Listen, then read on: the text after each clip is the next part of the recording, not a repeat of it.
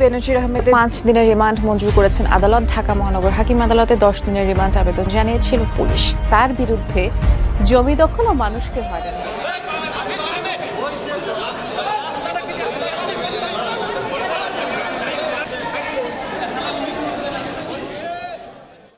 আসসালামু আলাইকুম দর্শক, দেশ ও দেশের বাইরে থেকে যারা এই মুহূর্তে আমার ভিডিওটি ওপেন করেছেন সবাইকে অসংখ্য অসংখ্য ধন্যবাদ। দর্শক, প্রথমেই শিরোনাম দেখেছেন, বেনজির আহমেদ গ্রেপ্তার হয়েছেন এবং গ্রেপ্তার করে তাকে কোথায় নিয়ে যাচ্ছেন, কি করবেন এবং কতদিনের বা রিমান্ড চাইছেন। ব্যারিস্টার সুমন তার ব্যক্তিগত হিসাবে উনি চাচ্ছেন 10 দিনের রিমান্ড, কিন্তু দেবে কি হাইকোর্ট তার 10 দিনের রিমান্ড, নাকি তারও পুলিশি ক্ষমতা দেখিয়ে উনি বেরিয়ে যাবে আবারও। দর্শক, এদিকে ব্যারিস্টার সুমন বলেছেন যে তার যতটুকু ক্ষমতা আছে, যতটুকু আইন প্রয়োগ করে তাকে রাখা যায় আমি রাখবো। তবে চলুন, কি কারণে ব্যারিস্টার সুমন এত খেপেছে একটু শুনে আসুন তার মূল কাহিনী। কতটা নিচে নামলে নেতা বলতে কতটা আহাম কুহাম থাকলে আপনারা নিতে হওয়া লাগে। ওই বোতল উল্টাইয়া কিন্তু রেডি থাকবো, হইব ব্যারিস্টারে সব পথই খাই গেছে, টাকা মার বাইতে ফাটাইলি মুখ দিলাম। আপনারা যে কাজটা আরো 30 বছর আগে ওইবার কথা, এখন আপনারা আমার কাছে চাইতাছেন যে বাবা রে একটা বাউন্ডারি কইরা দাও তুমি। আমি বাসমু কিনা জানি না, আমি এমপি আবার দাঁড়াইমু কিনা জানি না, আমি শিওর না। তবে আমার পরে নেতা যারা ওইবা মানছে ওই বোতল উল্টাইয়া কিন্তু রেডি থাকবো, হইব ব্যারিস্টারে সব পথই খাই গেছে, টাকা মার বাইতে ফাটাইলি মুখ।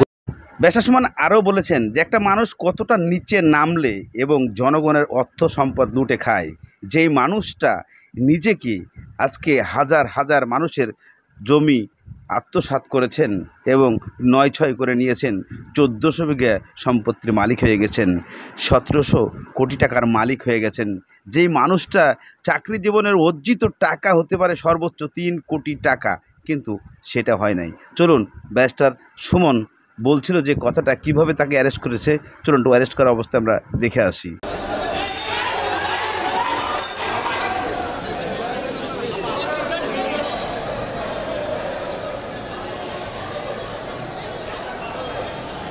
দেখা যায় এই তো না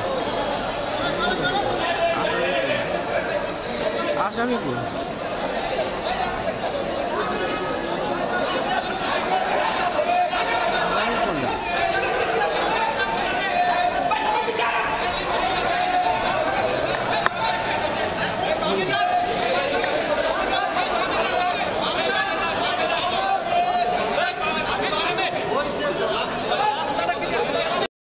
দর্শক, ইতিমধ্যে আপনারা ব্যারিস্টার সুমনের কথাই আপনারা কান দিয়ে বুঝতে পেরেছেন যে সত্যি সত্যি সে অ্যারেস্ট হয়ে গেছে, কিন্তু অ্যারেস্ট করে তাকে কোথায় নেওয়া হচ্ছে আর অ্যারেস্ট করায় কারা কারা খুশি হয়েছেন এবং কারা খুশি হন নাই অবশ্যই কমেন্টের মাধ্যমে জানাবেন।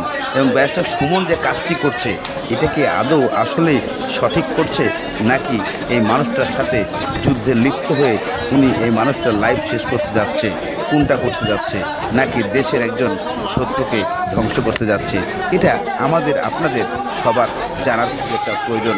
যে একটা মানুষ কিভাবে একটা মানুষের পিছনে লেগে গেল, কিন্তু ব্যারিস্টার সুমন কেন লেগেছিল তার মূল সত্য একটাই, উনি বোঝাতে চেয়েছেন যে গরিব দুঃখী অসহায় মানুষের শুধু নয়, এখানে হাজারো হাজারো মানুষের টাকা উনি আত্মসাৎ করে আজকে 1700 কোটি টাকার মালিক হয়েছেন, 1400 বিঘা জমির মালিক হয়ে গেছেন। একটা মানুষ যদি বাংলাদেশে এত কিছু সম্পদের মালিক হয়, যে মানুষটা একজন সরকারি চাকরি করত, 78,000 টাকা বেতন পেত, সেই ব্যক্তির যদি আজকে এত সম্পদ হয়, তাহলে আর বাকি এই বাংলাদেশে যারা পর্যায়ক্রমে আসবে তারা তাকে দেখেই অসৎ হবে, তারা দেখেই এই দেশটাকে ধ্বংসের দিকে নিয়ে যাবে।